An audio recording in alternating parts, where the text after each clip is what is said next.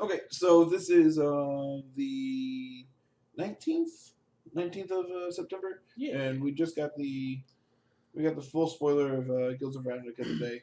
I'm just gonna go over basically not like final impressions, but like final first impressions. Yeah, something like that.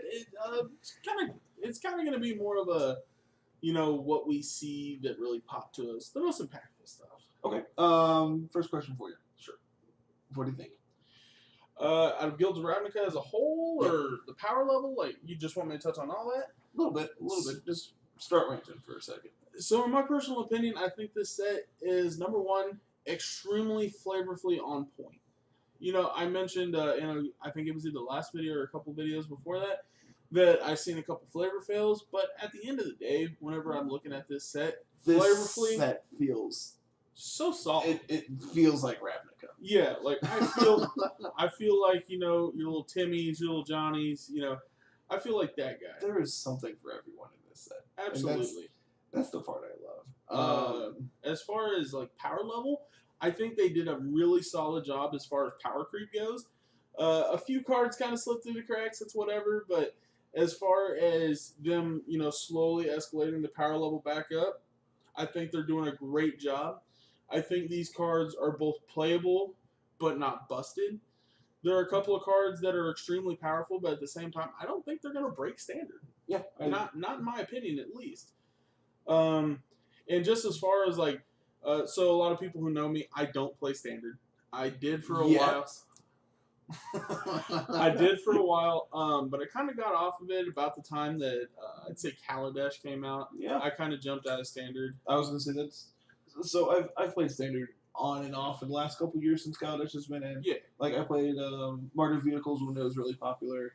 I switched over to the 4-color vehicles deck when Marvel got really popular because like that was a decent matchup because we had Spell Queller. Yeah. And like I've played here and there. I played Blue White Cycling out at Cincinnati for the team tournament.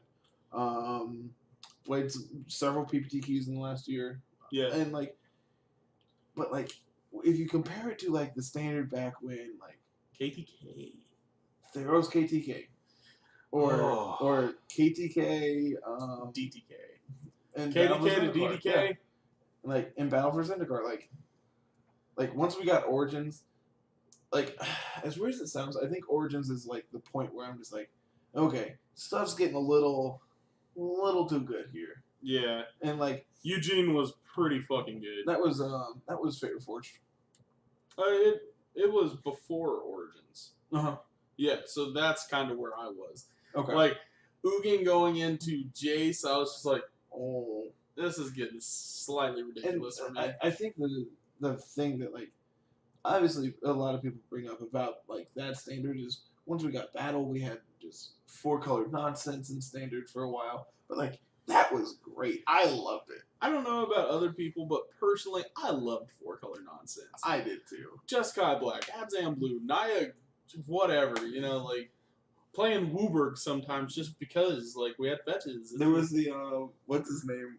5-color Rally. That was a fucking great deck. That deck was sweet. There was the Wanderer with... Maelstrom Wanderer. No, not that. The green dude, yeah. I can't remember... Oops. Carter's typing, everyone. Oh, that's gonna take forever. That was from Battle, right? Yes. Because it had the thing. Mm-hmm. I can't remember what that ability was called. Nope. Wanderer. Hang in there, folks. We're working. Woodland Wanderer. There we go. I played the shit out of this card. It was very cute, very great. I forgot this thing had vigilance. Yeah, it was good. It was very good. So at worst, it's a 3-mana vigilance trample. It's a 3/3 for 4 vigilance and trample. At best, it's a 6/6 with vigilance and trample, and you got to eat siege rhinos all day. Yep. This card was really fun. I played a lot of it in standard. So to my original point, what I was talking about, chances of me returning to standard are actually very high. Looking at this set, it has something, like he said, for literally everyone. And I am very much a blue mage, and the blue cards, Izzet, Grixis, Demir, are really awesome. And I gotta admit, that's everything I want to do. I want to draw cards. I want to lose games. That's what we're doing here. Draw cards, kill some creatures, draw some more cards, play a fatty. Pretty much. Did we nail it? We nailed it. I might even cast Niv Mizzet. I don't know yet. Go on. No. Okay. Before we get into the spoiler, favorite card from the set. Favorite card? For any particular reason, favorite card in the set. So it's actually a common. Okay. And it is 1 green mana. Oh 2. my lord. It is a cat. I can't even remember what this card is called. It's Yeah, scroll all the way down. there. It is. Generous Stray. Generous Stray. And he's just, look how happy he is, Carter. Look at him. Let's scroll in here for. Look at him, Carter. He killed that for you. I didn't even notice the lizard. He killed that for you. He's gonna let you draw a card. Oh my lord. Good old 3 mana 1/2 draw card. I don't know about you, but that's my favorite card. Okay. Card you're gonna cast the most while it's in standard. Oh, hands down, it's gonna be Assassin's Trophy. Really, mine. Actually, I might have to take that back. If you want to scroll down here for me, right here. Go ahead and move in on Ponder. Yeah. So this is a Discovery Dispersal. 2 mana, surveil 2, then draw a card, and then Preordained. I'm sorry. Yeah, Preordained. Preordained. It does a pretty decent Preordained impression at 2 mana. In my opinion, yes. And then 5 mana, each opponent returns non-land permanent they control with highest CMC, and then they discard it. So, in my opinion, I think I'm going to cast this card the most. The only reason I say that, number one, I already mentioned it. I love to draw cards, and Surveil is card selection. That's worth remembering. This is like we talked about. This is basically Preordained, but it costs 2. The fact that you also get your graveyard strategies involved with Surveil and everything like that as well. Exactly. So the reason why I think this card is going to be what I cast the most is because in a control deck, in a mid-range deck, regardless of where you're casting this card at, you want to set up your draws. And being able to get to the card you need exactly this turn is really powerful. There's a reason why we have Opt and not Preordained. One of the cards is legal, and the other card is Opt. Other card isn't Opt. The other card is Preordained. Try to yourself. I got to talking too quickly. Good talk. So for me, I think my favorite card in the set has to be Niv Mizzet. I'm going to cast this card too many times to count, but not on turn 6 because my mana is not going to work. I don't know, man. I've worked on a lot of Izzet decks. I'm like, okay, how greedy is it to play Niv Mizzet and 4 Field of Ruins? That's where I'm at in life. Well, let me tell you about this deck I had called Cruel Control, and Please don't. I played 4 Ghost Quarter. I Ghost Quartered myself a lot. I think the card I'm probably going to cast the most, probably Sinister Sabotage. Yeah, you know what? I like that. That's a really, really Notions good one. Reign. I actually need to replace my Notions Reign. That card's for Or Chemistry's Insight. Yeah. That's another one I'm real excited about too. Ironically, it's just the draw spells. I feel like in general we're gonna draw lots of cards over the next 2 years. Like I was mentioning about the power creep in Standard, I think the draw spells aren't too powerful, but I think the power creep definitely was a little higher on draw spells. This one's also real good. Yes, 100%. Delver is great. So do we just gotta jump in here for a minute? Yeah, I think so. Top row. What do we want to talk about?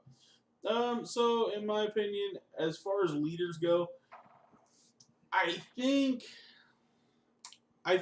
2 of the leaders are insane. I think 3 of the leaders are cards that were printed into this set. Okay. Give me your rundown. So as far as I'm concerned, the power levels Is- really fluctuate between them. So I fully agree. I think there's. I think Ral is super powerful. Oh, see, I think like on my scale of like playable ones, bottom of the list is probably Lazav. I don't think Lazav is being played in standard. Yeah, I don't either. Tristani's probably next. Yeah, Tristani's super At weak. 5 mana being a 1/4 is asking a lot. I think our number 3 slot is different because My number 3 is Aurelia. Ral. Mine is Ral. Really? Yeah. Mine's Aurelia. This is gonna sound weird, but Aurelia is my number 1 for these. Really? Yeah, that card is really, really powerful, and I know we were really down on it when we got spoiled. I think this card is so insane. So my number 1 is actually gonna be Vraska. My number 2 is Ral, and my number 3 is Aurelia. Yeah, I definitely think, like, I know our initial reactions, I was really down on this card.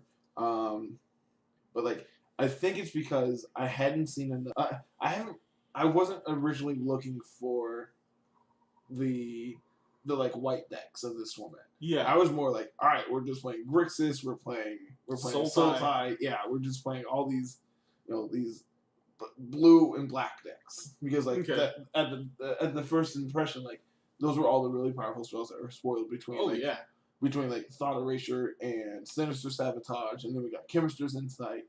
Absolutely. And so like eventually it's just like, all right, what awesome blue cards did we get today? What awesome black cards did we get? Oh, and we got some white cards. Yeah. But like once I started looking at the set, talking to other people, and like actually looking at the set as a whole, the Boros deck is really weird. It's going to be good, but like is the finding the proper configuration to make it good. Yeah, I agree with that. It definitely tops. You're going to be an aggro deck, I feel like. Yeah. There's probably like a very aggressive version that like tops with Aurelia, like 1 or 2 copies, and then I think there's a mid-range version that's probably maxing out on them just to play this thing consistently on turn 4. And be like, all right, pump this thing, attack. So the reason why I'm about Vraska is because Vraska so far in Standard has been notorious for being an absolute powerhouse and a monster. See, I think we're talking about different Vraskas. No, I like this card. I'm kind of down on this one. Okay. I think the deck building restriction for this card, and specifically Standard, is going to be a little harder to look into because like you don't have like pull her up so that people can see. I didn't even think about that. We should be bringing these up. I feel like this +1's asking a lot because like what are we trying to sacrifice that's giving us value? Like this card is very much a value card in the right shell, and I don't see that shell right now in Standard. I was looking at. I think this card's modern playable. With like if you go like Noble Hierarch into Tireless Tracker into this thing, sack your clue, draw a card, put a counter on your thing, or even just like in like Abzan, going Lingering Souls, sack one of my tokens, draw a card, play my other half of my Lingering Souls, or with there's a Voice Sensitive card, just like having all these like not insignificant bodies, but like disposable bodies. So it's interesting you mentioned Abzan because a lot of what I'm seeing with this card is the Abzan token strategy, the Sultai token strategy because there's still treasures laying around in Standard. Yes. So a lot of cards that were already good. Spell Swindle. Can we make Spell Swindle good? No. I have too many of those. No, I need to sell those. We still can't make Spell Swindle good. So a lot of cards that are already getting played in Standard are making treasures anyways.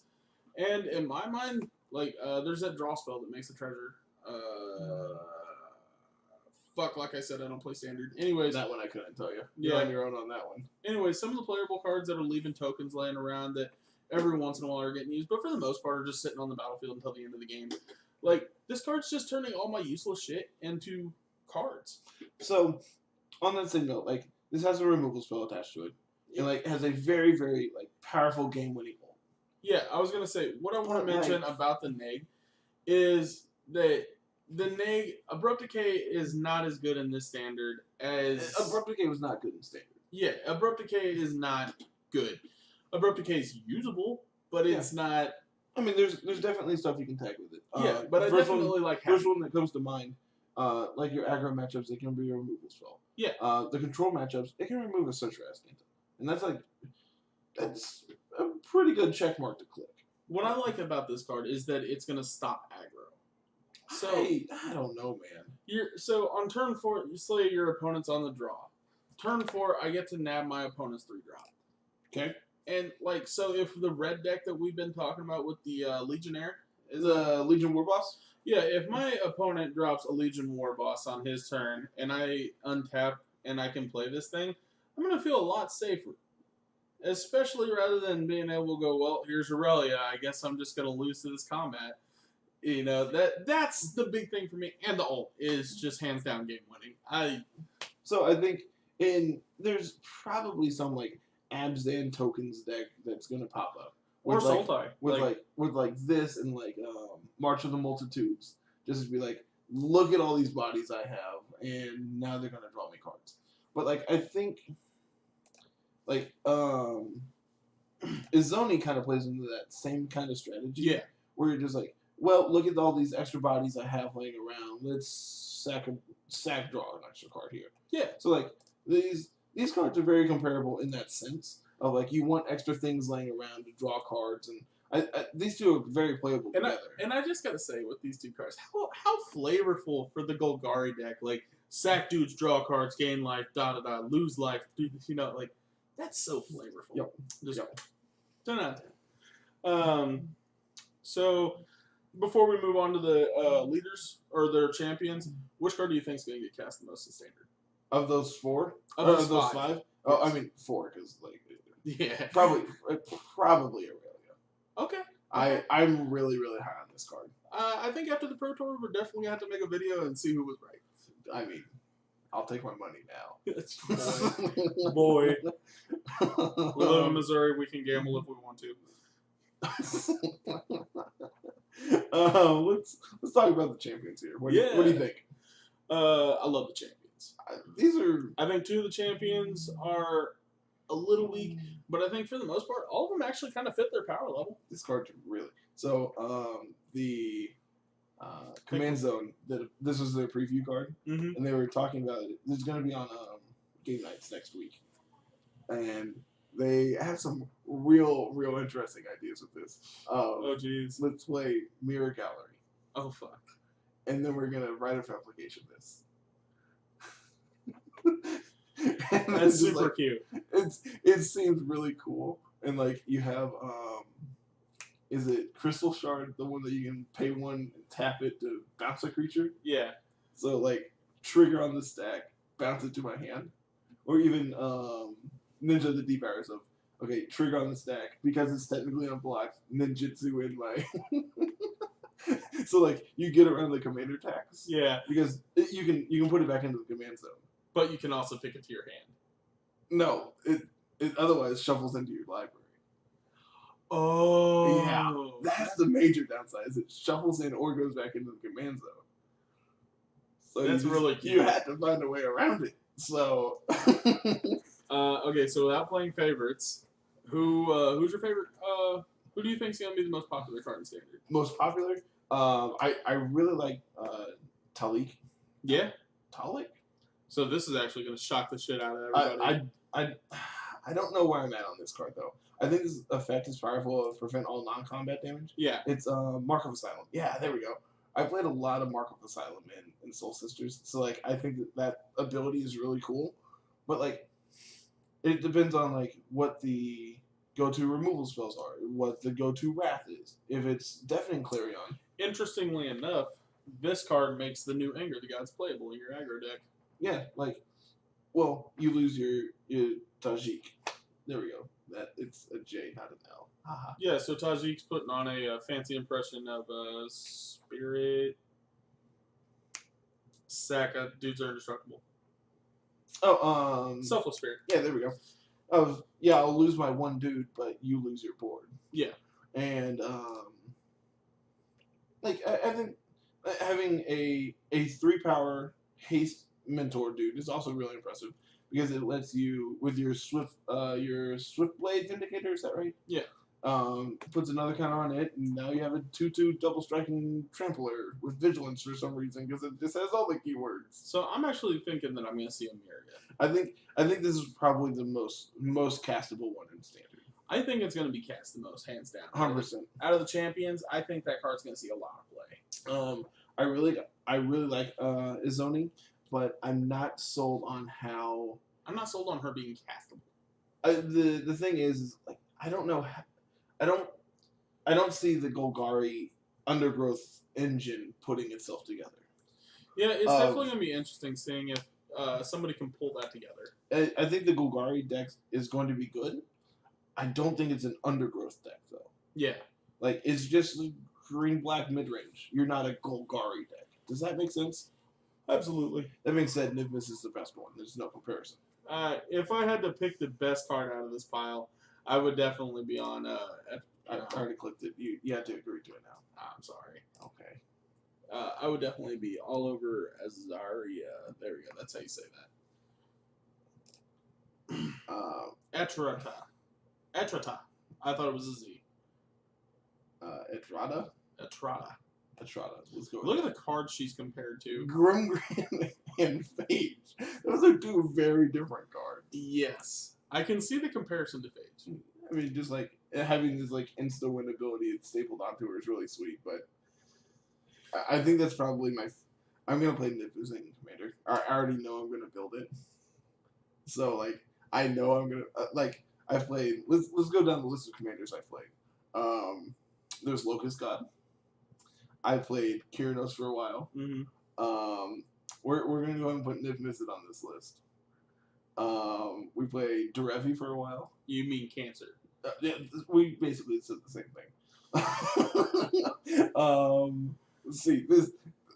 I like cards that do things that are really, really powerful. I think hands down your deck that drew the most cards was Locust God. I mean, yes. I killed myself with that deck more than I killed anyone else because I drew my entire deck. Alright, let's move on. Do you got a favorite guild mage? Oh, 100%. I think it's I think House Guild Mage is probably the most. Absolutely. I'm on the same page with you there. House Guild Mage is the most powerful. Like here. having Frost Breath plus card advantage stapled onto one card is really, really powerful.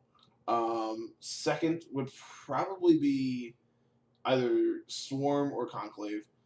Conclave giving all your creatures trample for 1 mana is really powerful. Yeah, it's pretty ridiculous. But it's also 6 mana to make a 2/2.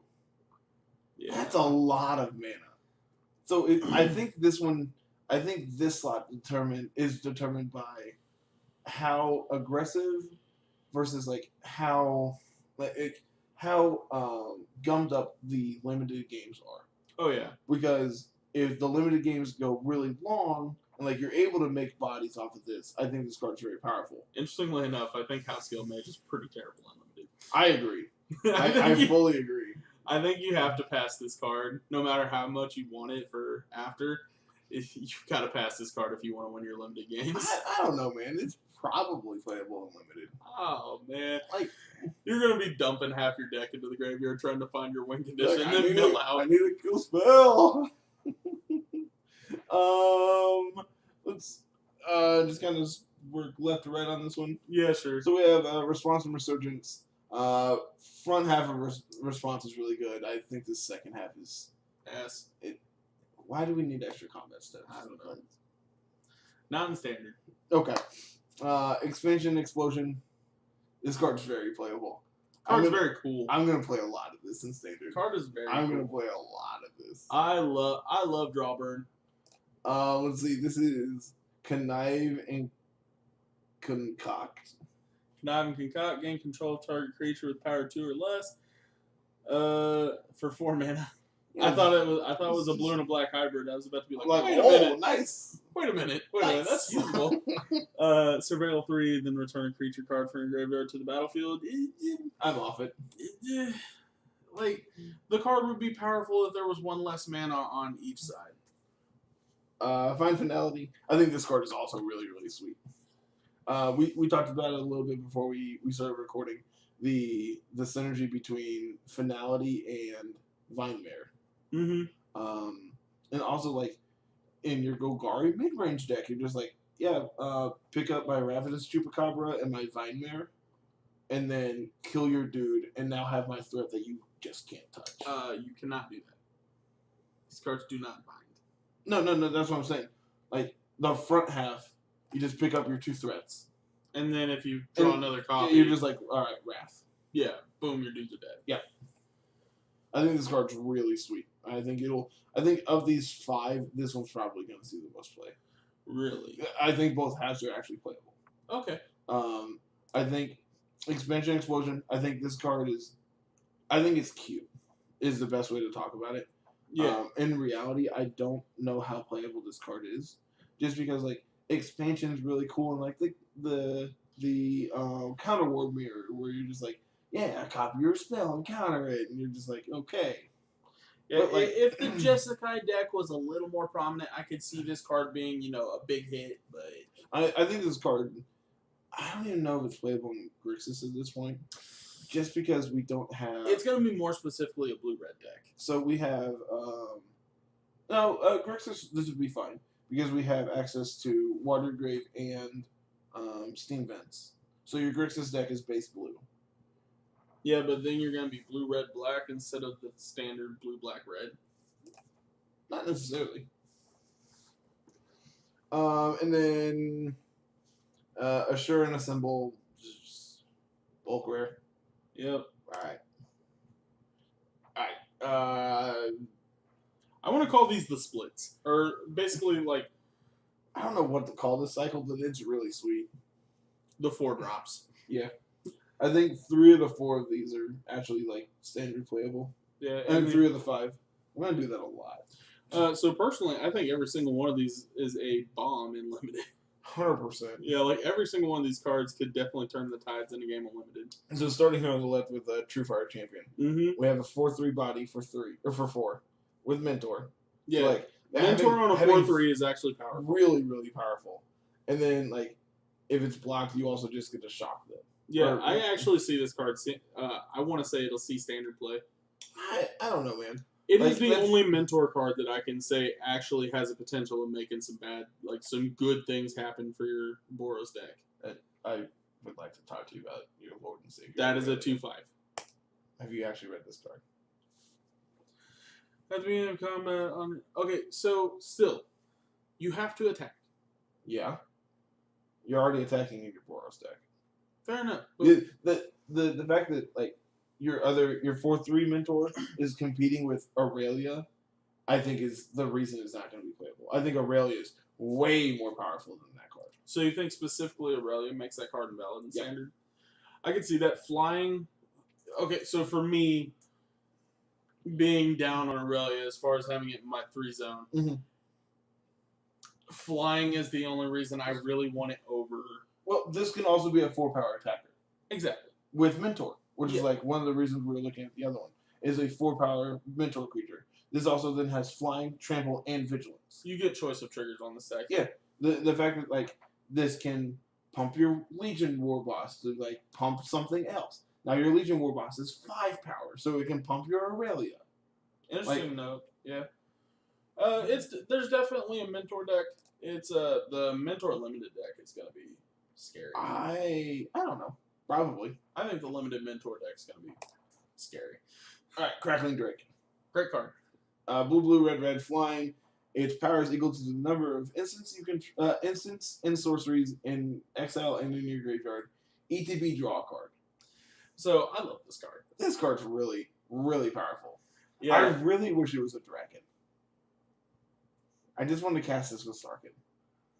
I really do. So I'm pretty high on this card actually. This is actually holding the number 2 slot in this cycle for me. I agree. Probably behind Conclave. Oh man, how'd you guess?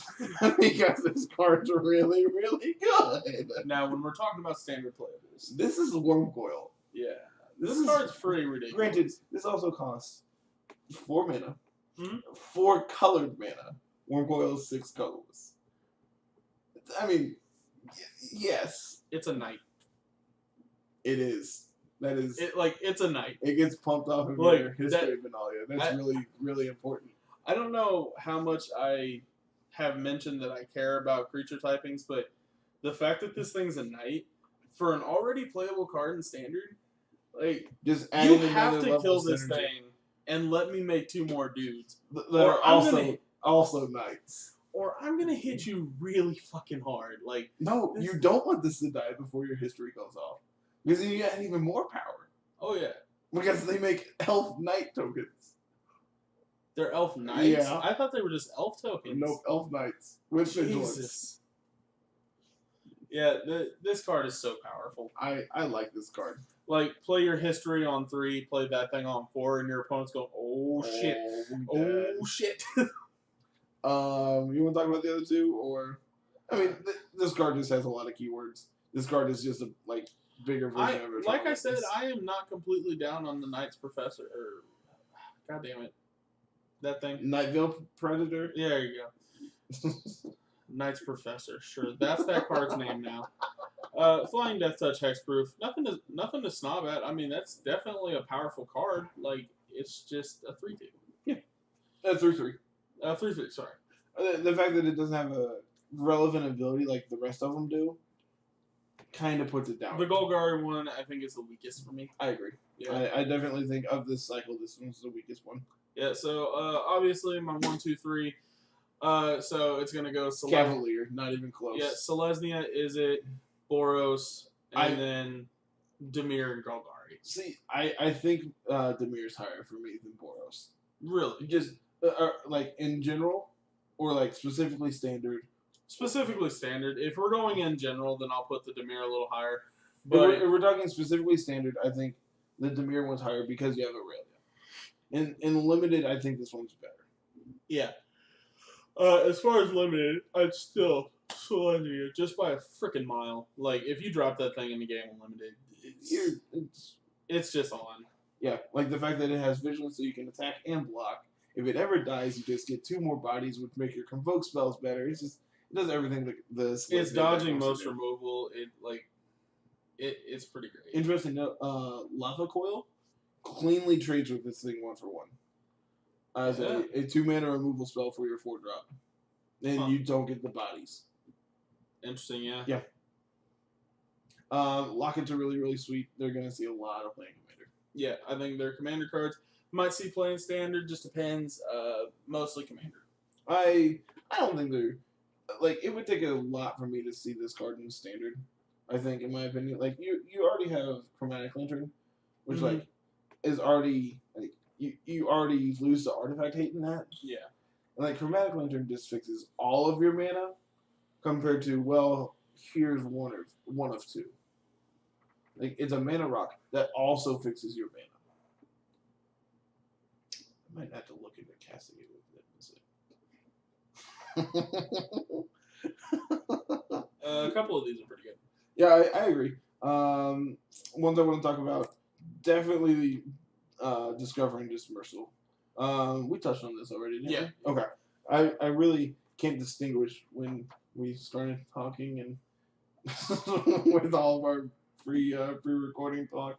So I really wasn't sure if we hit on this or not.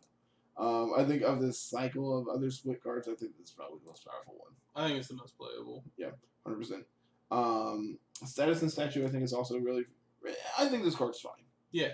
The fact that it's a... like, the front half is a removal spell, potentially, inside of combat. It's a combat trick.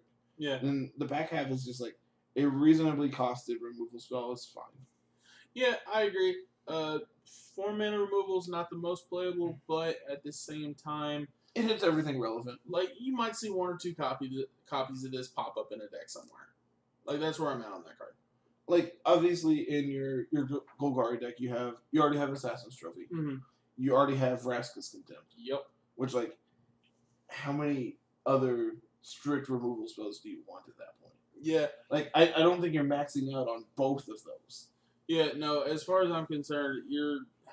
So for specifically an argument that I heard recently, I don't know if I can see Golgari decks fully maxing out on Assassin's Trophy every time. I agree. I'm honestly thinking it's going to be a three of, and I- they're going to I- be higher on. They're going to be higher on their removal spells. That's not ramping their opponent. So I think you definitely can't just play Assassin's Trophy. I think you need to have another removal spell. Which is where Contempt comes in. Yeah, Vraska's Contempt is going to beat this card out. It just will. The Well, card's more relevant. Interesting though, this can deal with enchantments, Yeah. artifacts, and enchantments, whereas Contempt can't. Yeah. But this can't hit planeswalkers like Contempt can. Yeah. Contempt is better against the aggro decks as well. It's super close. But Contempt also is double black, whereas this is black green, which like yes and no, that's a stricter mana cost, but like also Not black as green, yeah. And like this also has the front half of alright, play my Chupacabra, kill your thing. Inside of combat, this is gonna block your bigger thing and then pump spell, double removal spell. Yeah. So like there's situations where I think this card's going to be playable. People obviously have talked about the interaction between Status and Chain Whirler. Mm-hmm. I don't think Jund is playable right now. Yeah. Just because we only have one of the 3 shock lands. And you know, one super important thing to remember is it's not like this thing is Whip of Erebos. You know, Chain Whirler's not going to come down and smack gain me like 15 life. This is a spell that you have to cast after casting your triple red spell. I want to. Carter, I want to do that. No, Carter. Okay, we'll come back to that. You really think that's cuter than Basilisk Collar on my Walking Ballista? Yeah. Wow. It's probably not as cute as Basilisk Collar on my Goblin Sharpshooter. That's adorable. That's absolutely adorable. I've had that done enough times in Commander to know that that's really good. Oh yeah, removals. No one's playing a creature the rest of the game until you deal with this. God damn it. Okay, on to the next. Not quite cycle. Let's talk about integrity and intervention here for a second. This card's is good exactly because of the Boros coloring and the way it's shaping it. I agree. I think both halves of this card are playable Mm-hmm. in an extent. Like intervention is a Lightning Helix. It's a watered down War Leader's Helix, which like I'm really glad this card's here because I would have never remembered this name. Yeah, but the problem is it's exactly Lightning Helix. Yeah, but it costs 4. Yeah. Whereas, like, granted, Lightning Helix is insane. Yeah. It's a 2 mana, 6 life swing. I would go as far as to say it's hands down the best 2 mana burn spell. Boros Charm would like to talk to you, sir. I think this card's better than Boros Charm. I think Lightning Helix is better than Boros Charm every day of the fucking Now, you said this card's better than Boros Charm. It's on record. This card's better than Boros Charm. Buy every copy. You know you're going to get reamed by the internet now. That's how this works. Do it. I'll bend over and spread them wide. But the front half of this card. No, we ain't doing shit with the front half. No, I actually think the front half is what makes this card playable. Oh, I thought you were talking about me. Snares. Anyways, integrity. Yeah, that's actually. So it's hard to not say specifically because of one card. Because of Swiftblade, Swiftblade Vindicator, which should be coming up here shortly to actually talk about. Yeah. But having that card in the format, I think, is what makes. I can't really picture a Boros deck not playing Swiftblade Vindicator though. I really can't either. I don't know what I don't know what that deck would look like. I don't know what you're doing because it's single-handedly the most aggressive Boros creature. Yeah. Like it is. That card reads aggression. You know what? Since we've talked about this card a lot, we'll just go ahead and bring up Swiftblade Vindicator here. Is 2 mana, 1/1 with double strike, vigilance, and trample. This thing This is card aggressive does as everything. This card is aggressive as fuck. Like the fact that it has double strike and trample means it's hitting for a ton. Granted, this one power is its one downside, which granted, you have all your Boros cards. You have all your mentor cards to make this a 2/2, a 3/3. You have Aurelia to make this thing a 4/4. a 3/1 with double strike vigilance, trample. Oh wait, I guess Aurelia just gives it +2/+0, doesn't it? Yeah. Because it. Yeah. Okay. Like, but it also has mentor, which doesn't pump because now we have 3 power. Okay, Found so your Nombo. Aurelia and this are Not compatible. I mean, you just make Aurelia a 4/5, and then you put a counter on it. You Yeah. just do that every turn. And then you have two of these basically, except one's a 2/2 and the other's a 4/5. Yeah, I mean, so aside from the obvious Nombo that we just found, It's not that big of a Nombo. it's not that big of a Nombo. This card's insane. Yeah, this card is. I think ridiculous. this card is the card that makes Boros. Like, this card is what made me interested in figuring out the Boros puzzle. This card and Mentor with Aurelia are going to be Moto headaches, but it's fine. I'll make it work. Yeah. Interesting thing about Mentor that I can't remember what podcast I was listening to today. I think it was Limited Resources. Okay. They were talking about how you need to properly stack your Mentor triggers so that your 2/5 Aurelia and your Legion, your 3. Oh wait, no. What's the 3 mana? Your Tajik. So let's say you have Swiftblade Vindicator, Legion Warboss, and Tajik. Mm-hmm. Technically speaking, you can make your Swiftblade Vindicator a 3/3. Yeah. If you stack it right. If you resolve your Tajik one first, now it's a 2/2. The Legion Warboss checks again, sees that it doesn't have lower power, and therefore won't put the counter on it. Not that this is a stat that anybody monitors, but as far as stat control, Boros has the most complicated so far. I mean, I don't know if anyone's ever going to keep track of that. I mean, so that's not a stat that's just like over here on this XYZ website that just got another counter to it. I'm just saying, like, so specifically at GPs, like higher ranking events, obviously not like your standard open or anything, but like a GP. I mean, your standard opens, where, like, to an extent, yeah. Like where you're calling up judges and stuff. Yeah. You are going to have to know how your triggers are going to pop off, because if you have Aurelia, Legionnaire, I'm just going to call him Legionnaire. He's the Goblin. We'll get to him here in a minute. He's right here. Oh, cool. That guy. And Soulblade, whatever the fuck his name is. Swiftblade Vindicator. Sure. I'll get used to the cards. So if you have all three of these cards in play, you're going to have, I think it's 5 triggers? 3 Mentor triggers, a Aurelia trigger, and... No, you have 2 Mentor triggers. Oh, is it? Yeah, it's just 2. Yeah. So you have your beginning of combat trigger from your Legion Warboss. Yes. You then have your Mentor triggers when everything attacks, plus your Aurelia triggers. So 3 triggers inside of combat. Yeah. Plus your token. Okay, yeah. So I'm just going to say triggers. Do the thing. Make this a 3/3. We understand what's going on here. This is now a 3/3 with double strike. I'm just saying your opponent may not understand what's going on. I'll be like, okay. Because he's going to be like, isn't your Aurelia a 4/5? Yeah. I'm just saying, mainly because it's happened to me too many times. If you go to big events, you need to understand the stack, Yep. understand your triggers, Yep. always explain. This is going to be a headache on Moto, too. Fuck Moto. I love you, Watsy. I love MTGO. Fuck Moto. So we have this other cycle of mythics, 1 per guild. I know you kind of really 4 of like them this are one. ass, and 1 of them's breaking the format. I'm just kidding. I want to play this in Commander. I really want to play this in my Commander decks. Because your opponent. Can you imagine having, let's say, you just go, let's start with like preordained. Sure. Okay? Alright, next turn, the next card I'm going to cast. Let's start with, like, I think twice. So I'm drawing like. I'm drawing 2 now. Okay. Wheel of Fortune. Holy shit. Dude, in Locust God? You just get to like a storm of 3. Wheel of Fortune makes 21 dudes now.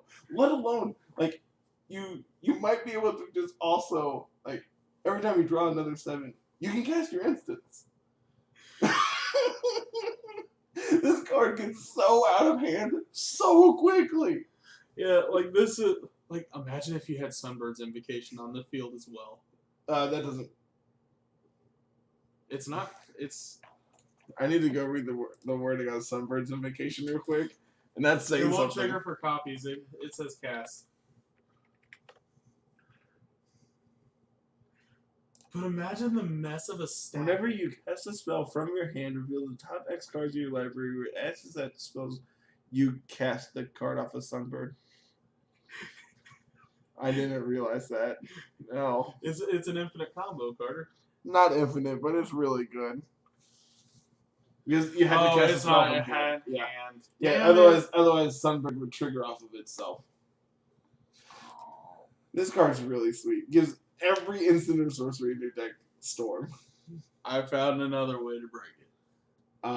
I've also cast this card in Commander. And specifically Locust God. You're great. Alright.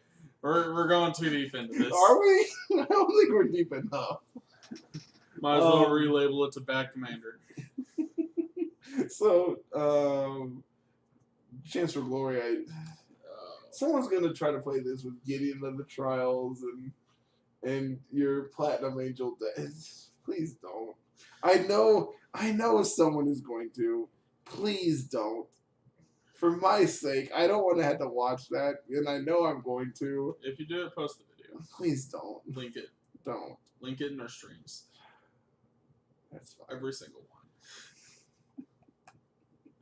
So we have Mnemonic Betrayal over here as well, which I know you're kind of high on, and I think you're high for liking this card. I think. Okay, so hear me out. Somehow you stop your Legacy Storm opponent. No, I'm kidding. I'm kidding. We can cast this card and then we can storm them. Yeah, you just Fluster Storm their tendrils. Yeah. Obviously, they don't play Fluster Storm main board, so they can't Fluster Storm. And then we cast this card and we storm them. It says all cards. Cast my LED. Well, cast your LED. Cast your LED. Blank my hand for no fucking reason. Please stop. And you already built Storm by 1 by casting this card. Oh man, we're winning the game. So realistically, card's super cute. Might see some sideboard play. Other than I don't know what you're playing this in, man. Bring the card up. They don't even know what the fuck we're talking about. It's Yogg-Will for your opponent's graveyard. But it's not Yogg-Will. Carter, exile all cards from all opponents' graveyards. No, see, here's the thing about Yogg-Will.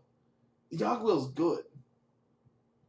Are you saying this card is bad? Yes.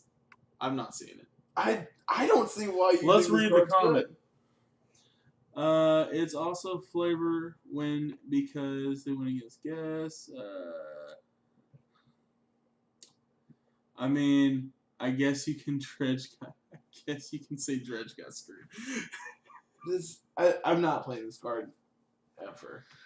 So, actual real life application in your Grixis control deck. Back to the Storm thing. You know why this is really relevant in the Legacy? Why? Because it's blue, so you can pitch it to your Force of Will. Because that's the only ever time this card's going to be relevant. The actual application that I see for this card is you can play it in your sideboard in like your Grixis control deck because you're not going to have a lot of threats. You cast this card, you cast the threat out of their graveyard, and you say go. It's not good. The card's not actually playable. I'm just really high on it because it's got a unique ability. Like I said, you're really high. Whatever. Carter's on his phone ignoring you people right now. I'm ignoring you because you're venting on about an unplayable Magic card. Yes, but it's super cute, and I'm going to cast it in Commander. Okay.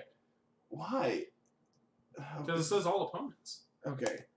Let's talk about how this card's busted. Yeah, the one that I said is going to break the format. It's not going to break the format. This card's crazy. This card dies to Chain Whirler. Whoop-de-doo. Just pointing out in Chain Whirler comes down on 3. This card comes down on 17. And then the other Chain Whirler comes down on 18. If my opponent still has a Chain Whirler at turn 18, he is doing the wrong thing. I should be dead against my opponent who's playing Chain Whirler. No, because then you just do this for like 3 and block their things and gain 3 life. This card just gained you like 9 life against the red deck. The real reason why this card's fucking insane. Why does it give everything lifelink? It's an instant, everything gets lifelink. Like, why, legitimately, why can't this just be Secure the Waste but cost 3 with Invoke? Why do they have lifelink? This card, we've tested this card. Yeah, it was ridiculous. This card's real good. Like, you just cast the first one for like 3 or 4, and you win the game. Yeah, like The field gets gummed up. Play my land, go. Secure the Waste was good. This card is good. This card's very good. The fact that like Secure the Waste is good on turn 17, this is good on turn 7. The thing that's fucked up about this card is having 2 of them in your hand isn't bad. It casts itself. Yep. Like, it's good. Yep. This card's real powerful. Anything you want to touch on this row? Nope. Okay. See, because there's like 3 good cards in this, and then there's this Great Worm, and then there's... No, Legion Warlord's on this side. No. So we have Anger of the Gods that gives our dudes lifelink. Are we still really high on this card? No. Okay.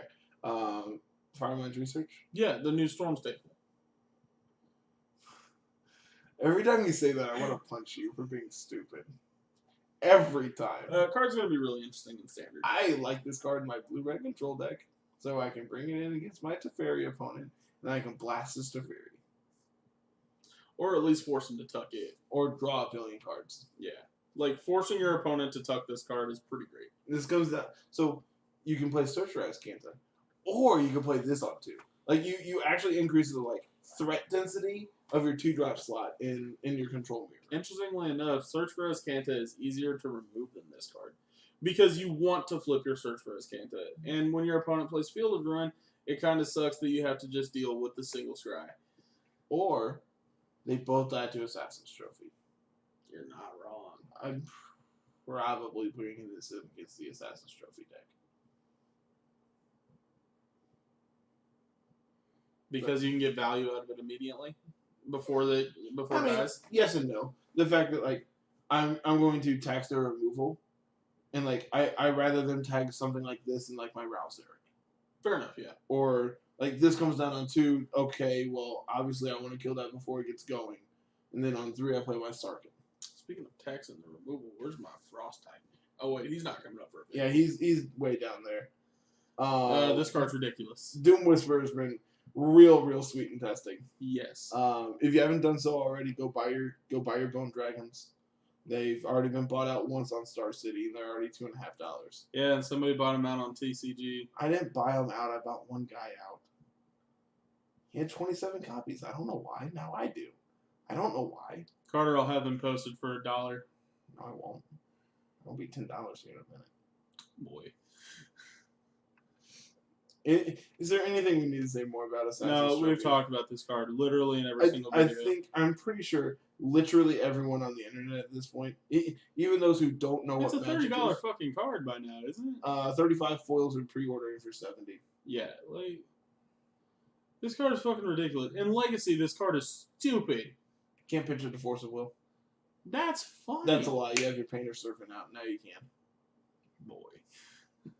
Like, this card's fucking ridiculous. In Legacy, where you barely... No comment on the Painter surfing thing. That was good, and you know it. I'm done with this guy. Yeah. No, I'm very high on Assassin's Trophy. Best card in the set so far. Not even close. Yeah. This card's... I can't even say so far anymore. The whole set's here. This card is, hands down, the most powerful card in this set. Is going to see play in every format. Like, the fact that it's the best removal spell printed since Swords to Plowshares is... It's ridiculous. Yeah. And if anybody's got an argument, better removal spells, something along those lines, please. I want to hear it. I want to hear it. I want to invalidate it because this card hits literally everything. The only spell better in this is Swords to Plowshare, and that's because Swords to Plowshare is fucking ridiculous. It does... The downside on Swords doesn't mean anything. Yeah. Just like the downside on this in like Modern and Legacy doesn't mean anything. Like, I'll put it this way: you print Swords into like go ahead and just like late edition throw Swords to Plowshare in this. I guarantee you this card doesn't see an ounce of play in any format. Well, except for my Abzane deck. I wanna play 8 paths. I'm gonna play 4 plow, 4 path. I already own my foil plows. I already own my foil paths. We're good. Please. Can we? Just saying, if you pull a foil Assassin's Trophy, sell it. It's $70. Come off it. Yeah, like the foil's gonna be $30 in about 5 months. I'd say the foils will go down to $30. It'll probably be a $50 foil. You think 50? For a while, yeah. Foil plows are only 45. When was the last time you priced foil plows? What foil plows are you getting? I'm not getting like Summer Magic. Those don't have foils. Summer Magic is foil. No, it's not. You tool. Summer Magic is just foil before it existed. That's not. What? You get it? Summer Magic's rare. That doesn't mean it's foil. I'm saying they're Those are the. I have one of the reprints, the foils. I really like this art, but favorite art. I have iconic foils. There we go. Maybe Masters art. No, I have the Masters one because it has the watermark. Oh, they're 50. How about that? Those are unlimited. Oh. Where's the? Is it FTV? I mean, not F&M. No. The F&M promo is a pack. No, there's. Interesting. Alpha swords are only $1,000. I really thought they would be higher than that. Oh, there's 3 pages. There we go. F&M. Congratulations. You found something. And Judge. The Judge one is my favorite. Why is the Judge cheaper? I don't know. Oh, Because this is really, really, really hard to find. I've never seen one of these. No, I mean, like, this thing's, like... They have one of them in stock. Alright. We do that a lot. Yeah.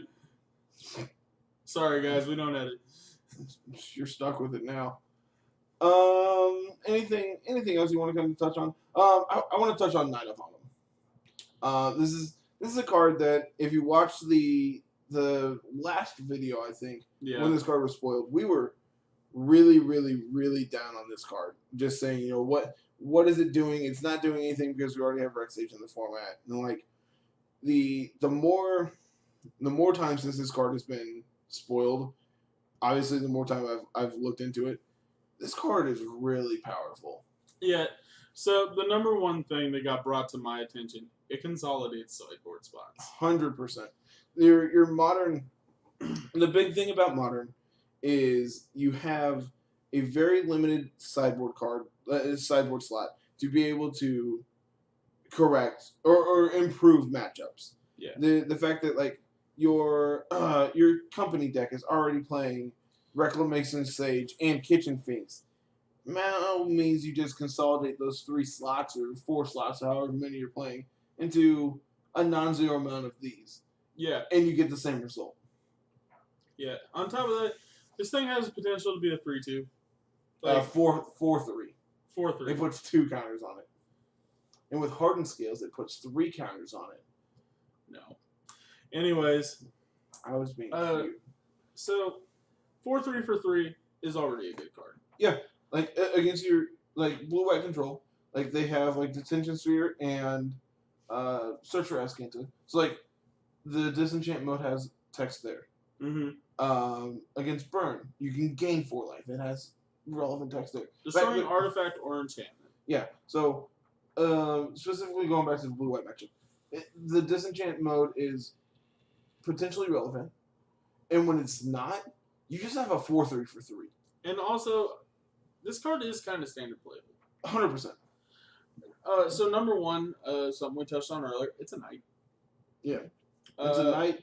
It's something else. Chromatic Lantern is going to be in this format.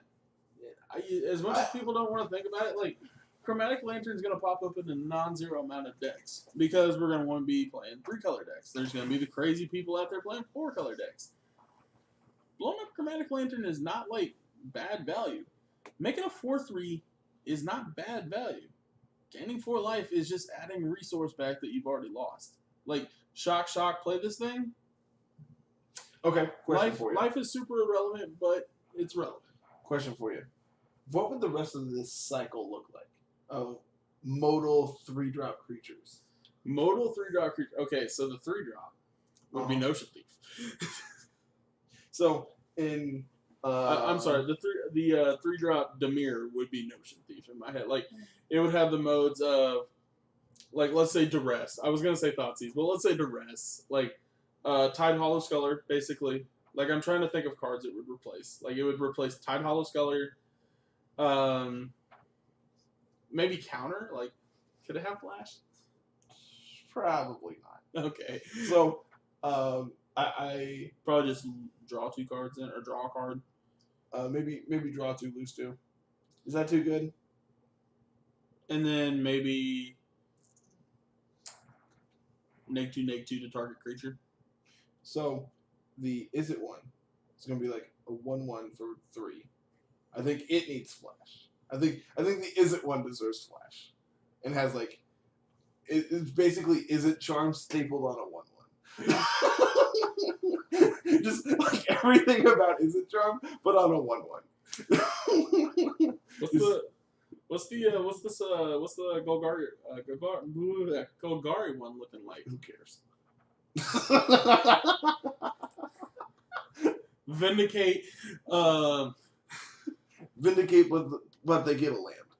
Vindicate, but they get a land. Make 2 0/1s. Return a creature from your graveyard to your hand. No. That's no. Oh, I'm sorry. I know. So Vindicate, but non-land. Oh, okay. I figured it out. So 1 green and a black. Okay. Tap. Exile a land from a graveyard. Add a mana of any color to your mana pool. Green and a tap. Exile a creature card. Can we move on with our Gain lives? 2 life. Black and a tap. Exile an instant or sorcery and deal 2 damage. But it needs to be a 1/2. So it We should just make this thing a green and black hybrid. why don't we just make it a 1/drop? Okay. Deathrite Shaman. We got the joke. Not everybody plays Legacy. No, if you play Magic and you don't know about that card, It's a fucked up card. welcome to our channel. This is Magic the Gathering. Carter's channel, not mine. We talked about mission briefing a little bit. Any updated thoughts on this card? You were really high on this card, weren't you? I was really high on this card. And then I kind of brought you down because it doesn't have Snapcaster stacks to it. Okay, Ambush Viper is a playable card. Okay, so interesting argument I saw today on Twitter. I think it was Ari Lax who posted it. Sure. He said comparing mission briefing to Snapcaster Mage is like comparing Eternal Witness to Recollect. Fair enough. And I think that's actually just a brilliant comparison. Because Recollect is a green and 2 sorcery, return target card from your graveyard to your hand. Absolutely, yeah. Card's unplayable, right? Uh-huh. Eternal Witness, for the exact same text, but it costs like it's green 1. Exact same text, but it's a 2/1. How playable is that card? Card's extremely playable. So I'm not saying mission briefing is unplayable by any means. But what I am saying is that it not having a 2/1 body stapled to it is what's going to make this card not as good. Yeah. Like, this card wants to be in a serious Spellslinger deck. Like, the deck that this wants to be in is so specific. It's... Number one, it's not I don't here. see it. I just don't see it. Yeah, number one, it's not here. Card's very cute. Card is seriously unplayable. It's going to take a lot for me to see this card played. Yeah, like... Yeah, it's... Of course, we've gone into detail about Swiftblade Vindicator. Don't really need to touch on it anymore. You want to talk on the Goblin, right? Yeah, so, in my personal opinion, this particular Goblin, plus one of the commons that got spoiled, it got released today, are seriously making mono red an actual archetype that you should consider. I'm not saying by any means it's going to be, standard all-star. It's not going to be what it was in KTK standard. Yeah, but it's not a Tarka red. Yeah, but we do not have Goblin Matters cards. That we have 3, I think. We have 3. And that's Siege Gang, Legionnaire cares, yeah? No, he just makes goblins, yeah. Siege Gang and there's War Chief. Which this doesn't do anything with War Chief because it's a 1-drop. Yeah. So it has haste. Sure. But I think this is a key component to the Boros puzzle, being your 1-drop aggressive creature. Yeah. I think they're between this and I think this. what's the 1-drop from Ixalan? Rigging Runner. Yes. Both of them happen to be goblins. Yeah. So they both fit into your goblin deck, but they both are also your Rigging Runner comes in as a 1/1 for 1, or on turn 2 through whatever, it's a 2/2 for 2, 2/2 for 1. So I keep mentioning goblins. I'm not specifically saying it's a goblins deck. Like, you're going to have a lot of goblins in this deck because it's going to be a very fast-paced mono-red deck. Like, as far as goblins matter go, though, not necessarily. Like, Carrie Zev is very good in this deck, in my personal opinion. She also rotates. Oh, really? Yeah. Most of your red creatures are going to be fairly decent in this deck. The Boros deck is really what I'm talking about. Like, you could play War Chief in this deck, but it would be such a minute advantage that it's... I think at 3 you'd rather have Chain Whirler. Yeah, like, what I'm really saying is the aggressive deck is going to look good, especially with another card that I wanted to touch on with Carter here, a very powerful removal spell. Here in Justice Strike? Yes. This card's really strong. Yeah. 2 mana, instant. Target creature deals damage to itself equal to its power. Yeah. So I think this card depends on what the format ends up shaping like. Yeah. So right now, notable cards that it kills. It kills Doom Whisperer. Mm-hmm. It kills Bone Dragon. No, it doesn't. Yeah, it does. Bone Dragon's a 5/4. What's the what is that card called? It targets, so it's not hitting any of the hexproofers. The Demir Nightveil Spectre. What's that card? Oh, what's that card actually called? Thief of Sanity. Found it. Yeah. It's right there. Interestingly enough, it won't kill an opposing Aurelia. Will never kill Aurelia. Which never. is that's the part that matters is what does the format look like? What cards can this kill? Is the important thing. If all the green decks are Llanowar Elves into Vimere into Carnage Tyrant, it's not really doing much there. The important part for me is being able to keep up with the Sultai Golgari decks. Like, being able to keep up with Assassin's Trophy is going to be very difficult. And in my opinion, this card specifically is going to make it possible for the Boros aggro deck. So, it can kill Underrealm Lich, yep. which is interesting. But at the same time, this card protects itself. So, there's definitely merit to keep your eye on this card because it's going to be playable. Yeah. It'll definitely be that random $2-3 card that pops out. I don't even know if it's actually the best removal spell in your Boros deck. Yeah, I would. And also in white, we have down here in Conclave Tribunal of the Convoke O-Ring. I think that card's very, very powerful. I'm not sure. I think that one depends on how aggressive your Boros deck is. Yeah, I see that being more of a Selesnya card. That card's going to be super great in the Selesnya deck. Or even just sideboardable against the control decks where they have their Tefiris and their powerful planeswalkers that your Justice Strike can't deal with. Yeah. Notably, it hits Trials. Getting out of Trials, or does it make itself? It rotates. Gideon rotates. Interesting. There's also down here, Demotion. 1 mana, aura, enchanted creature can't block, and its activated abilities can't be activated.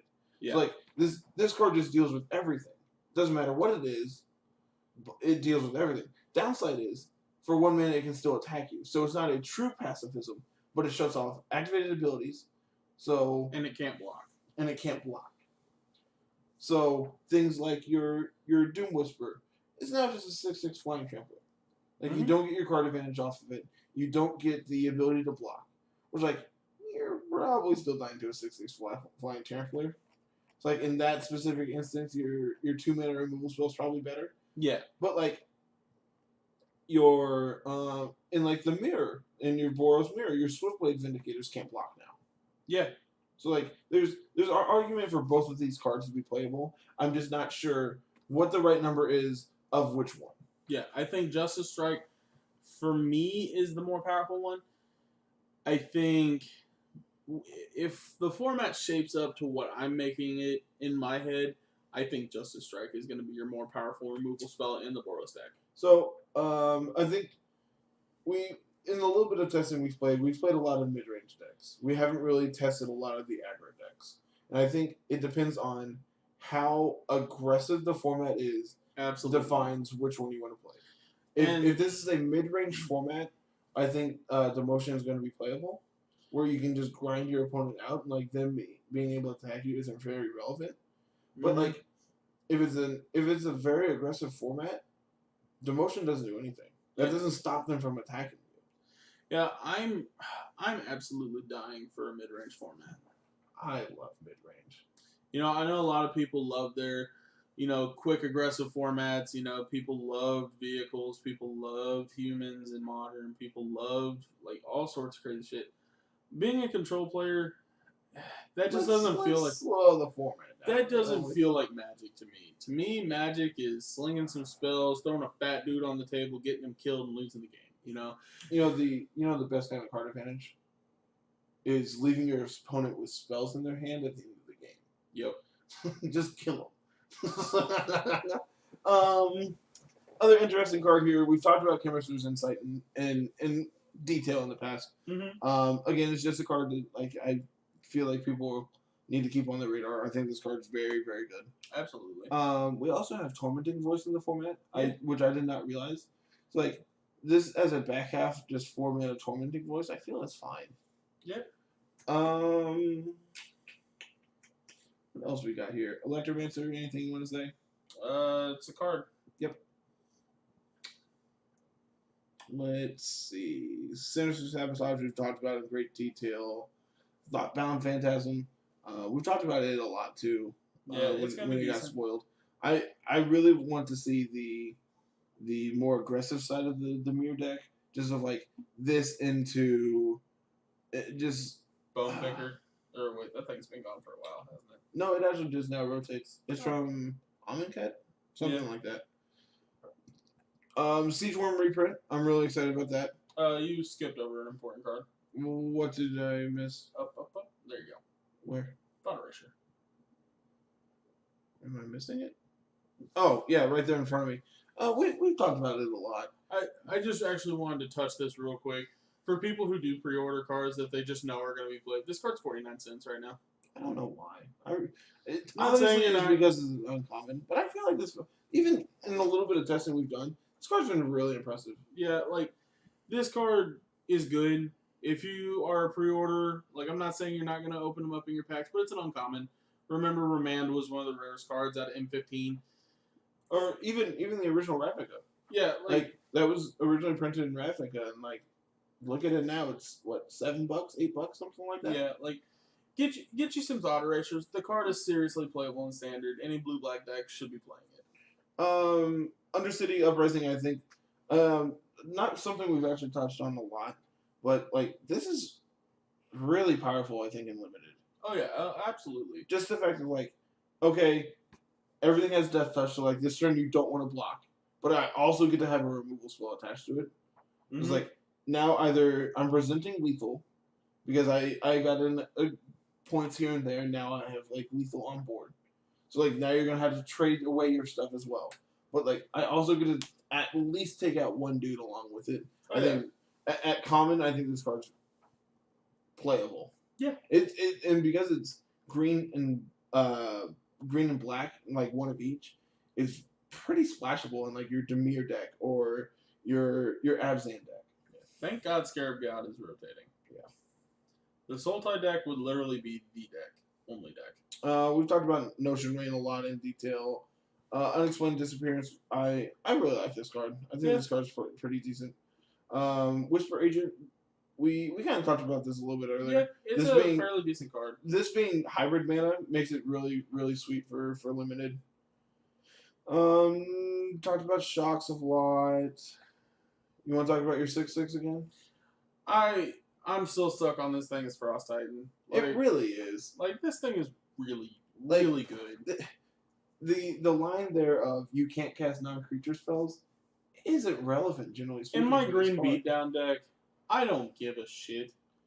Like I want to cast fat dudes. So, I think this card seeing play depends on how many copies of Nicol Bolas are running around. Absolutely. Because like it's also competing for Vinemare in that same slot, and Yeah. Vinemare is way harder to interact with. Yeah. But like this also eats a removal spell.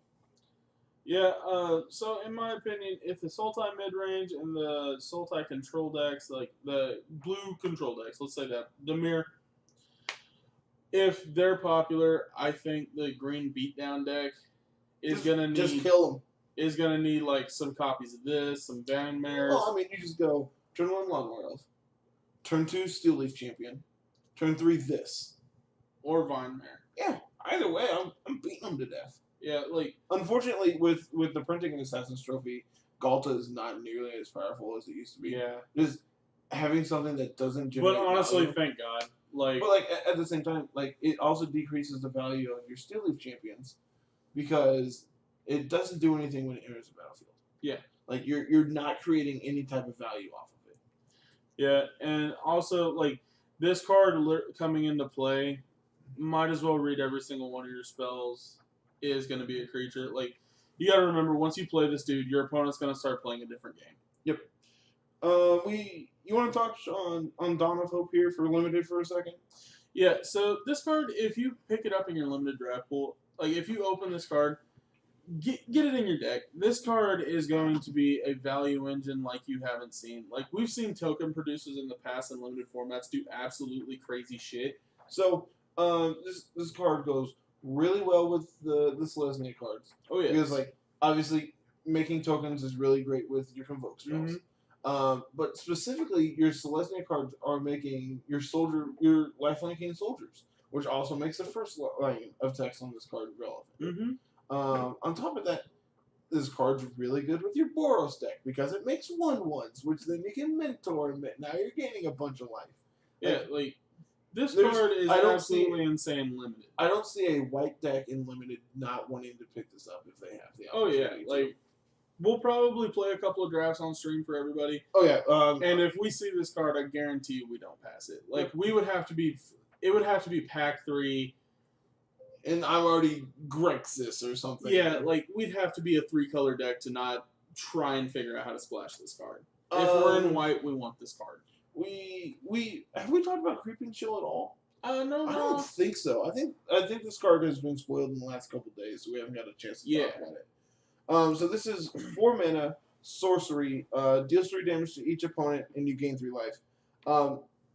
I don't see this card being cast for its front half very often. No, not in my opinion. The relevant text here is whenever it's put into your graveyard from your library, exile it, and if you do, cast it essentially. Yeah. So this reads Surveil Lightning Helix. This card is pretty crazy. Like if I'm casting my Notions Rain. If I'm casting my Notions Rain and I get to go, okay, pitch this thing, draw 2 cards, take my 2 damage, gain it back, hit you for 3, like, that's fucking crazy. Your Doom Whisper, pay 2, pitch this. Okay, like it was free. It was free. Okay, I can't wait to go pay 2 life. I'm gonna bin these 2 cards. I have 2 triggers. Helix you, bring in my Narcobeam. Oh yeah, like this is another card that I want to mention. Like, it looks unplayable. This card is insane. This card is seriously playable. Is this playable in Dredge? In Dredge? Like actually, is this card playable in Dredge? I don't know what you're playing. I would actually like to test that because it's really hard to throw spell slots into. It's really hard to replace your spells in Dredge. And I don't know why you'd want to play it over 2 red out of the graveyard, pitch your hand. It's whenever Grave Troll was unbanned. Red card. Uh-huh. Pay 2 red while it's in your graveyard. Uh-huh.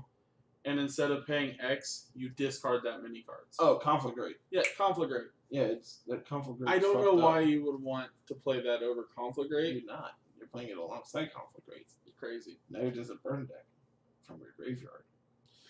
Carter. Pew, pew. Carter has some words about this. I want this to be a human. I really, really just want this to be a human. And just play this in humans and modern. Like, I don't know if you're replacing Noble Hierarch in that deck. No. But you were lowering like your curve so much more just to be like that much more aggressive. If this is a human, but it's not. Yeah. This card looks like it should have Mentor, doesn't it? This card is really sweet. This card looks like it should just have Mentor. I'm So- sorry, there's some cards that you look at and you're like, damn, that should have, like, what is it? Celestial Colonnade. That card should have lifelink. I always think it does. I'm sorry, it The should first- have lifelink. Dude, legitimately, the first probably 30 times I played against Colonnade, I'm like, I thought it was Flying Vigilance lifelink. I'm just like, I am so dead. And then it's like, all right, take your 4. I'm like, okay, you go to 24. And he's like, no. No, I know. I'm like, oh, okay. I might be able to race now. I really am interested in the cards that they're relating this to. How is this experiment one? Because this is basically Evolve.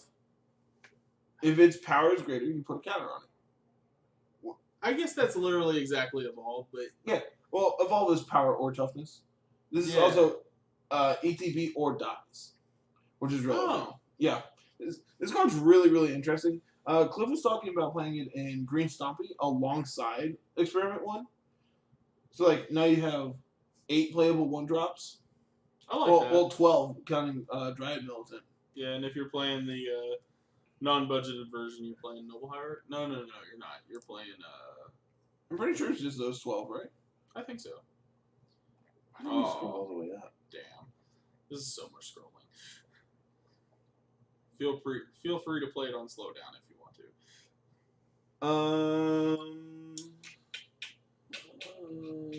This isn't playable in Storm. Stop it. Just saying. Pokeball. Oh, yeah, we got a Pokeball now. You remember when this card was called Detour, Yeah. and now it's not? Can we go back to calling it Detour? Yeah. This card's really sweet, though. Like, Yeah. if Explosive Vegetation's playable in Standard, this card's way playable, right? Yeah, there's gonna be a weird gate deck that pops up that's gonna play this. Can't wait for I can't wait for Gates to win the Pro Tour. can't wait for Maces in to get reprinted in the 3rd set. We have all You're of our goddamn cards. high. You wait. They are not gonna do that. What if they do? I tell you what. Here on the video, if Okay. they reprint Mazes in the 3rd set of this block, Does that? I will buy Carter 100 ticks. Does that have to be specifically the 3rd set? It has to be specifically the 3rd set. Okay. I will buy Carter 100 ticks. Because then we have on stream, I'll we- buy Carter we have- 100 ticks. District Guide. We have this thing. We have the blue spell that you can draw cards off your gates. I want Maces in so bad. And like you have your Rupture Spire gate. Hopefully they give us more utility gates too. Just so like I want this to be really good.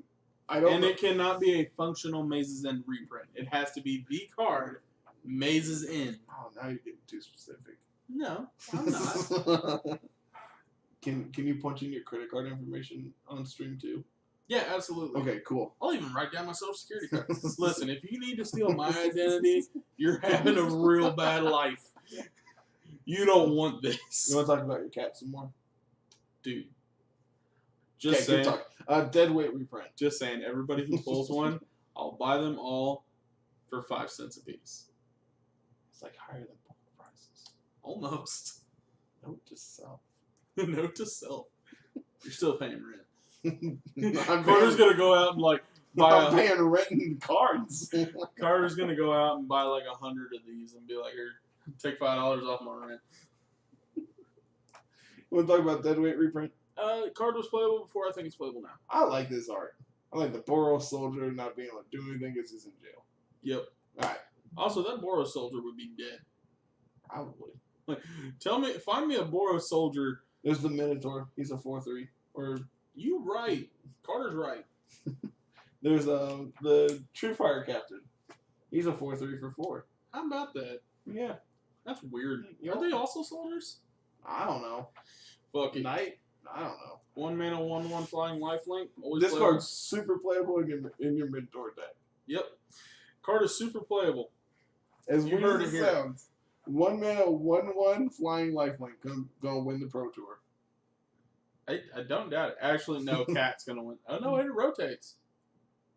Are you talking about Sacred Cat? Yeah. It rotates. I swear it was the only set in Standard forever. Whatever. Fly creature. Nope. Okay. That's the one. That's the other one right now. Goblin. Oh, this card's sweet. What do we got here? Target creature gains +2/+2 until end of turn. You gain 1 life for each attacking creature you control. This is That card's really sweet. yeah, cards it's definitely a bomb and limited. I like it. Anything to touch you on the artifacts? Chain Sentry is not playable. This card is not Walking Ballista. People need to read this card again to realize that it's Sunburst and not just enters with X counters. I know you've done it. A couple other people have been like, "Oh my god, this just replaces Walking Ballista." No, I thought it was going to be a fireball. I thought this thing was going to come in with like 10 counters on it and look at my opponent and be like, okay, you're at 10 life. You got to turn to find a way to deal with this because it also taps it. Yeah. So you can't just be like, "All right." No, this card is not, by any stretch of the imagination, Walking Ballista's replacement. Like, if you're casting this thing in actual constructed play, you're going to lose that game. Like, the best you're going to do in this Standard at least, and this is really pushing it, is make a 4/4. Okay, so hear me out. Sure. This Mhm. and Hardened Scales. It would only push it up to a 6/6, wouldn't it? Why are we playing 5-color? Is this not just playable as a 2 mana 3/3? No. We're already playing Horizon Canopy. Like, Walking Ballista is a 2 mana 2/2 in that deck. It's not good, is it? Okay. Okay. Anything else you want to touch on, Dan? Nope. Final thoughts. Final first impression thoughts. Set is sweet. I'm really, really excited. I'm excited. I have not bought a box of a Standard legal set in a hot minute. And, I twisted your arm. I kind of wondered, have you ever thought about doing a box opening on stream? I have not. Or, like, a video or anything? I have not. So, would that be something you'd want to do? I'll open your box. Get a hold of us, contact us somehow, leave it in the stream, leave it in the comments, something like that. If you want to see us open a box, Yeah, I'm all for it. we have opened many a box in our day, and unfortunately, it's my house now, so I can't clutter Carter's house with my boxes. You used to do that so often. Legitimately, close to 10 boxes just sitting in Carter's floor. When I moved out of my last house, Kyle helped me move, and he comes over. He's like, "Why do you have so many boxes? How many booster boxes did you buy?" I'm like, "1." It's like, "Why do you have 10 of them?" Then I'm like, "You know why?" It's like, "Oh yeah, There was a week where I bought a box every day, yeah, and we opened them all at Carter's house. yeah." You didn't want Lisa to Thanks to find out. Forever 10. You didn't want Lisa to find out. No, we're talking about like $700. You did not make your money back either. Maybe on one of the boxes. That's pushing it. Yeah, there was like KTK, DTK, Favor Ford. I only bought one Favor Ford's box. I learned my fucking lesson. I can say the number of packs I opened in that set were very small. Yeah, no shit. Like after Eugene went down to, I think it was 25, it was just over. Like you couldn't make your money back on that set if you tried. All right, man. Final thoughts. Anything you want to throw out there before we call it a day? If you're a local, come on down to Forever 10 on release night. Bob and Amy always appreciate the support. Come and have a chance to draft with us. I don't know if we're going to make it to the nighttime, but we'll probably make it to one of them. I know I won't be at pre-release. I'll be at one of them for sure. Always like to support my local store. I will. As all of you should. I will be in to pick up my box. Because for whatever reason, you can now get your boxes on pre-release night. Why don't they just make. Why isn't it just a release party now? I don't know. Because like legitimately, you could open the store could open their boxes and have singles available to sell, but they can't sell them. They can't sell them at pre-release. Because it's not a release set yet. I don't know. And like I think the changing of you can pick up your pre-ordered boxes at pre-release now, but you can't sell your singles yet. You can't do that if you're a shop owner. I don't know, but like I was saying there, if you live here in town or if you live anywhere throughout America and you've somehow stumbled upon our video, always support your local LGS. Go talk to your LGS. They're wonderful people and they do this for a living, and you as a patron should be helping them continue what they want to do. You know, F&Ms don't just happen. Let me tell you, I've seen our store come close to the brink, and I've seen our store climb way back out of it. Our store is better for it. You always want your LGS to have the most support, and only you can start that. Yep. Go support your LGS. Anything else from you? I can't wait for this to come on Moto. I could not tell you the last time I wanted to draft a set. On Moto specifically. Not, in general. The other night, I'm like, I was sitting here, I'm like, man, I really, really, like, because of this set, I'm like, I really just want to draft. Yeah. So I started looking at, like, what's available on Moto. I'm like, I could draft M19. I wouldn't draft a cube instead. Yeah. I'm really, really excited to actually draft this set. I couldn't actually tell you the last time. I'm just like, I want to draft this set as much as possible. I want to learn this format. Oh, yeah. This format looks so fun. We're going to draft a lot on stream. I'm going to tell you that now. Yes. We're going to play a lot of standard. We're going to play a lot of draft. We're going to play a lot of janky things. We're going to beat Saffron Olive to a couple of them. Probably. Got some brewing up there already. Oh, I got a couple things. We're going to be playing Standard Storm. I guarantee it. No, we're not. Oh, yeah. No. We're going to be playing 1,000-Year Storm. It's going to be a good time. Is Lightning Strike our win condition now? Lightning Strike is absolutely our win condition. It's like tendrils on crack. We're going to have a good time. You only had to storm to like 7. We're going to have to release straw polls because these two mines creating jank, it's going to be great. So we have Runaway Flamekin as your desperate ritual. So like this just ramps you into your 1,000-Year Storm, and then adds mana while you're storming off, and then you lightning strike them for 21.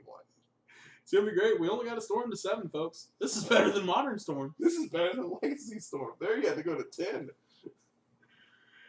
Oh man. I also realized on a 6-drop enchantment. So that has to like live for a turn because I'm sure you're tapping out for it. It's gonna be great. Sure, man. Anything else? I want to cast Native Visit a lot. I want to cast 1,000-Year Storm. One of us is actually going to do something, and the other is costing a 6-drop enchantment. The other one of us is named Carter Noble. I think we're good. All right. Thank you for stopping by our channel here at Bad Magic. We always appreciate the support. If you haven't yet, leave a like, a comment. Go ahead and hit that follow button. And hell, if you like us that much, go ahead and hit the reminder notification button. Other than that, we really appreciate you all coming out. If you have any questions, please leave them down below. We will see you all next time. Did we talk about Bone Dragon in this video? God damn it. Fucking Carter.